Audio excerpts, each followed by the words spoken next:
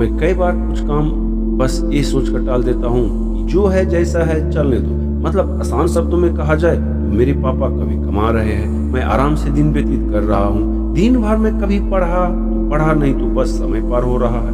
मैं अपने आरामदेह जीवन से बाहर आकर पढ़ाई करने, जीवन में कुछ बड़ा करने की सोच ही नहीं पाता हूँ। लेकिन इस कहानी ने मेरा नजरिया बदल कर रख दिया। जब मैं समय का महत्व को पूरी तरह समझ चुका हूँ। बहुत ही बेहतरीन कहानी, एक बार जरूर सुने। इसे सुनने के बाद आपका जीवन बदल जाएगा। 2 मिनट समय निकालकर जरूर सुने। एक गुरु अपने शिष्य के साथ कहीं जा रहे थे। चलते चलते उन्हें प्यास लगी तो वे दोनों एक खेत के पास जाकर रुक गए। खेत की हालत देखकर लगता था कि खेत का मालिक खेत पर जरा सा भी ध्यान नहीं देता है। उन्होंने देखा खेत में एक घर भी है। दोनों जाकर दरवाजा खटखटाते हैं।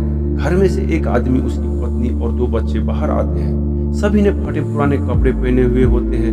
गुरु कहते हैं, क्या हमें पानी मिल सकता है? काफी प्यास लगी हुई है। वो व्यक्ति उन्हें पानी लाकर देता है। फिर गुरु कहते हैं, आपका खेत इतना अच्छा है, लेकिन इसमें कोई भी फसल क्यों नहीं बोई गई? व्यक्ति कहता है, हमारे पास एक भैंस है जो काफी दूध देता है, जिसे बेचकर और पीकर हमारा गुजारा हो जाता है, इसलिए बेवजह खेती क्यों करूं? गुरु कहते हैं, क्या हम आज की रात यहाँ रुक सकते हैं? कल सुबह होते ही हम यहाँ से निकल जाएंगे।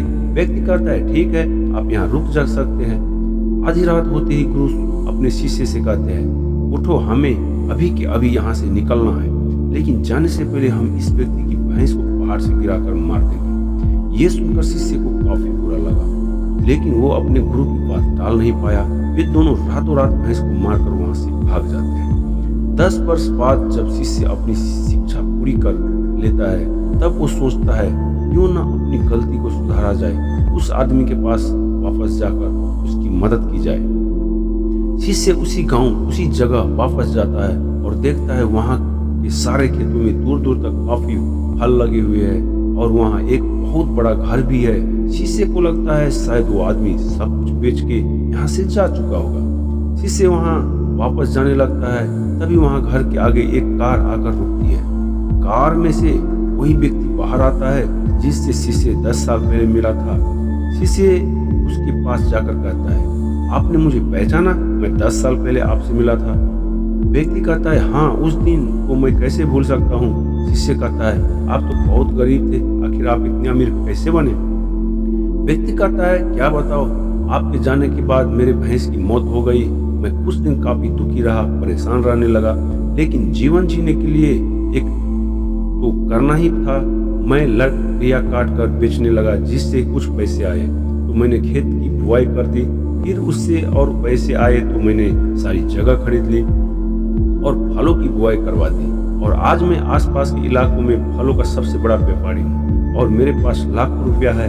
अगर उस दिन भैंस की मौत नहीं होती तो आज मैं इतना सफल नहीं हुआ होता। दोस्तों, इस कहानी से ये साफ पता चलता है कि जीवन में हर परेशानी आपके लिए एक बड़ा मौका लेकर आती है।